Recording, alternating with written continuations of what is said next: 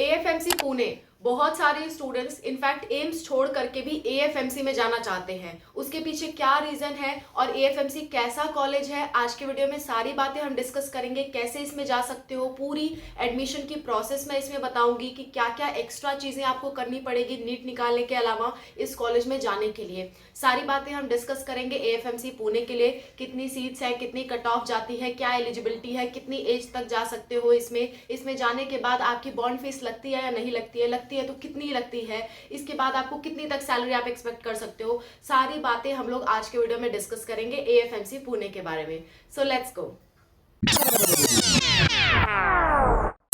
Hello everyone, welcome to Spark of Classes. This is Suman Yadav. AFMC यानी कि armed force medical college, ठीक है। यहां से आपको लगता होगा कि आप यहां से आर्मी में जाकर के डॉक्टर बन सकते हो, पर ऐसा नहीं है।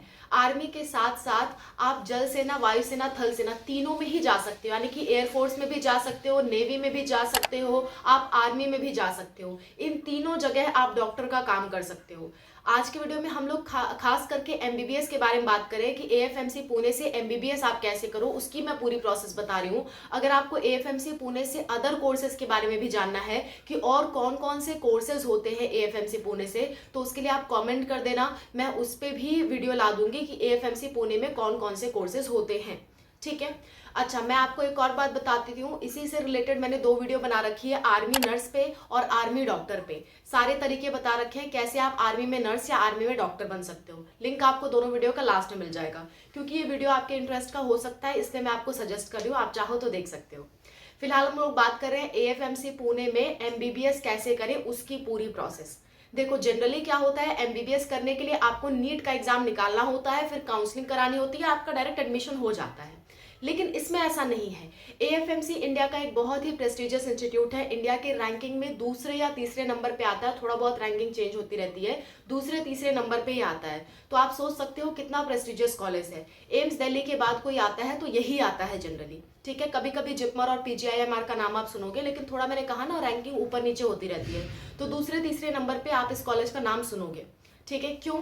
इस कॉलेज की इतनी रेपुटेशन इसलिए है क्योंकि इसमें ना ही केवल आपको डॉक्टर बनना सिखाया जाता है, बल्कि आपकी लाइफ में काफी डिसिप्लिन सिखाया जाता है, आपकी बॉडी फिटनेस पे ध्यान दिया जाता है, आपकी पूरी शारीरिक और मानसिक मेंटेनेंस पे ध्यान दिया जाता है। आप जब वहां से निकलते हो तो एक तरह से आप आर्म्ड पर्सन की तरह लगते हो, आप लगते हो कि आपने आर्मी की ट्रेनिंग लेकर के आई है और प्लस साथ साथ में आपने एमबीबीएस की डिग्री भी की है। सो यहाँ से आपकी डायरेक्ट भर्ती होती है आर्मी में या जल सेना में या वायुसेना में, यानी कि नेवी में, एयरफोर्स में आपकी डायरेक्ट एज अ डॉक्टर वहाँ पे आपकी रिक्रूटमेंट हो जाती है। और आप सैलरी 1 to 2 लाख एक्सपेक्ट कर सकते हो। स्टार्टिंग सैलरी आपकी 56,000 से स्टार्ट होती है, टाइम टू टाइम इंक्रीज होते होते up to 2 lakh per month आप एक्सपेक्ट कर सकते हो सैलरी, ठीक है। और इसमें आपको मतलब अलग अलग जगह पे आपको पोस्टिंग करवाई जा सकती है। आई होप आप उसके लिए कंफर्टेबल हो गए तभी इस वीडियो को देख रहे हो, ठीक। अब हम बात कर लेते हैं बाकी सारे एलिजिबिलिटी क्राइटेरिया के और पूरी एडमिशन प्रोसेस की। इसमें लड़का भी जा सकते हैं, लड़कियां भी जा सकती हैं, पर लड़कियों के लिए सीट्स थोड़ी कम है। अभी हम सीट्स का भी डिस्कशन करेंगे। देखो, प्रोसेस क्या रहने वाली है इसमें जाने की। इसमें जाने के लिए सबसे पहले तो आपको नीट का एग्जाम देना है। नीट के फॉर्म आपके फरवरी लास्ट या मार्च की शुरुआत में आ जाएंगे, तब आप नीट का फॉर्म भरोगे। फॉर्म भरने के बाद नीट का जैसे ही आप फॉर्म भरोगे उसके कुछ टाइम बाद आपका एग्जाम होगा। 4 मई को एग्जाम है इस साल, यानी 2025 में 4 मई को एग्जाम है। आप जब भी ये वीडियो देख रहे हो सारी प्रोसेस सेम रहने वाली है, ठीक है। सो 4 मई को आपका एग्जाम होगा इस साल 2025 में, और हर साल मई में ही एग्जाम होता है, मई के फर्स्ट वीक में होता है, अगर कोई ट्रेजेडिक कंडीशन ना आ जाए। जैसे कि कोविड पीरियड था तो एग्जाम डेट चेंज हुई थी, अदरवाइज एग्जाम हमेशा मई में होता है। मई के फर्स्ट संडे को आपका एग्जाम होता है, ठीक है। अच्छा, अब इस एग्जाम को देने के लगभग 1 से 1.5 महीने बाद आपका रिजल्ट आता है, और उसके 1 से 1.5 महीने बाद आपकी काउंसलिंग शुरू होती है। सो काउंसलिंग का मतलब होता है एडमिशन प्रोसेस। आप वो कॉलेज भरते हो जो कॉलेज आपको पसंद है, तो उस काउंसलिंग के दौरान आपको एएफएमसी कॉलेज भरना होगा और टॉप पे भरना होगा अगर आप इस कॉलेज को चाहते हो। सो अगर आपके मार्क्स अच्छे हैं तो आपको सेलेक्ट किया जाएगा। सेलेक्ट करने के बाद आपका फर्दर प्रोसेस होगी। अब यहाँ से थोड़ी सी प्रोसेस डिफरेंट है बाकी कॉलेजेस की अपेक्षा। बाकी कॉलेजेस में क्या होता है, चाहे वो एम्स हो या कोई भी कॉलेज हो, उसमें सेलेक्ट होने के बाद डायरेक्ट आपका एडमिशन हो जाता है, आपकी क्लासेस शुरू हो जाती हैं। लेकिन यहाँ ऐसा नहीं है।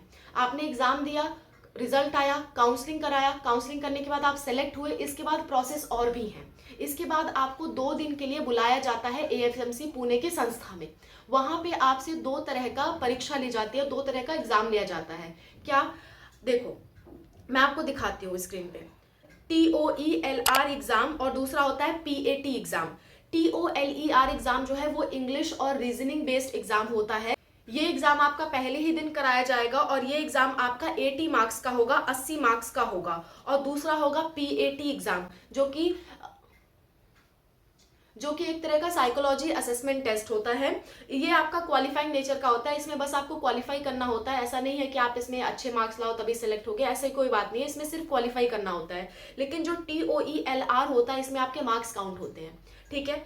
तो 80 मार्क्स का होता है, आप जो भी मार्क्स सिक्योर कर पाओ आप कर सकते हो। उसके बाद आपका फर्स्ट दिन ही इंटरव्यू भी होता है। इंटरव्यू में आपसे मेडिकल रिलेटेड क्वेश्चंस भी पूछे जा सकते हैं, आपकी आर्मी के प्रति या नेवी के प्रति या एयरफोर्स के प्रति डेडिकेशन भी पूछी जा सकती है, और आपसे ये भी पूछा जा सकता है कि आप कहाँ जाना चाहते हो, किस फील्ड के प्रति आप ज़्यादा इंटरेस्टेड हो, ये भी आपसे पूछा जा सकता है। सो इंटरव्यू में इस तरह के कुछ सवाल होते हैं और आपका इंग्लिश आना यहाँ पे ज़रूरी है। इंग्लिश में कन्वर्सेशन आपसे की जाएगी, बिकॉज आप अगर आर्मी में जा रहे हो या एयरफोर्स में जा रहे हो, नेवी में जा रहे हो, तो ऑल इंडिया के लोग वहाँ आते हैं और सबकी लैंग्वेज डिफरेंट हो सकती है। सो इंग्लिश एक कॉमन लैंग्वेज बचती है जिसे आपका आना बहुत ज़रूरी है, ठीक है। नेक्स्ट बात कर लेते हैं, डे 2 पे आपका मेडिकल टेस्ट होगा। अगर आप ये सारी चीज़ क्लियर कर लेते हो तो फिर आपका मेडिकल होगा कि आपके शरीर में कोई विकार तो नहीं है, क्योंकि आप फोर्स में जा रहे हो, इंडियन मिलिट्री फोर्सेस में जा रहे हो, नेवी में जा रहे हो, एयरफोर्स में जा रहे हो, तो आप शारीरिक रूप से टोटली फिट होने चाहिए। आपकी फिटनेस बहुत मैटर करती है। जैसे कि ऐसा तो नहीं है कि आपकी बॉडी में कहीं ऑपरेशन हो रखा है या आपकी हड्डी कोई फ्रैक्चर हो रखी है, इस तरह की चीज़ें वहाँ चेक की जाती है। मेडिकल एग्जाम होता है, ये क्वालिफाई करोगे तब जाके आपका AFMC पुणे में एडमिशन होगा और आप 5 साल पढ़ाई करोगे। और सबसे अच्छी बात, यहाँ कोई भी फीस नहीं लगती है, 0 फीस में आपकी पढ़ाई होती है, ठीक है। अब थोड़ा सा ध्यान देने वाली बात क्या है, इसमें अगर मैं सीट्स आपको बताऊं तो लगभग 150 स्टूडेंट्स यहाँ पे ईयरली एडमिशन लेते हैं। 150 से कुछ प्लस कुछ माइनस भी होता रहता है, लेकिन लगभग आप एवरेज में बताऊं तो 150 लोगों का यहाँ पे लगभग एडमिशन होता है हर साल, जिसमें से 145 इंडियंस होते हैं और 5 बाहरी लोग होते हैं, यानी कि फॉरेन नेशनल्स, फॉरेनर्स, जैसे कि जो इंडिया के फ्रेंडली कंट्रीज हैं, जैसे कि नेपाल हो गया, ठीक है। तो वहाँ के लोगों को एडमिशन दिया जाता है, 5 सीट उनके लिए रिजर्व होती हैं। और 145 में से भी ज़्यादातर सीट्स बॉयज़ के लिए हैं। आप लोग हमेशा कहते हो ना, हमेशा गर्ल्स को क्यों रिजर्वेशन मिलता है, तो ऐसा नहीं है, बॉयज़ के लिए भी बहुत सारी जगह रिजर्वेशन है। जैसे कि आप यही देख सकते हो, आर्म्ड फोर्स मेडिकल कॉलेज, यहाँ पे बॉयज़ के लिए 115 सीटें रिजर्व हैं, जबकि गर्ल्स के लिए केवल और केवल 30 सीट्स हैं, ठीक है। सो जगह जगह की बात है बच्चों की कहाँ किसको रिजर्वेशन दिया गया है। हालांकि वो इस तरह की कैटेगरी क्यों बनाते हैं ये तो नियम बनाने वाले ही जाने, लेकिन जो भी नियम है हम लोग आपको ईमानदारी से बता देते हैं कि देखो ऐसी ऐसी बातें हैं, ठीक है। सो यहाँ पे 115 सीट्स बॉयज़ के लिए हैं और गर्ल्स के लिए मात्र 30 सीट्स हैं। इसी वजह से गर्ल्स की कट ऑफ ज़्यादा जाती है एज कम्पेयर टू बॉयज़। अगर मैं नीट में कट ऑफ की बात करूं तो बॉयज़ की कट ऑफ अगर रहेगी 630 640 प्लस तक रहेगी, तो गर्ल्स की कट ऑफ 650 प्लस तक जाती है, क्योंकि सीट्स कम है।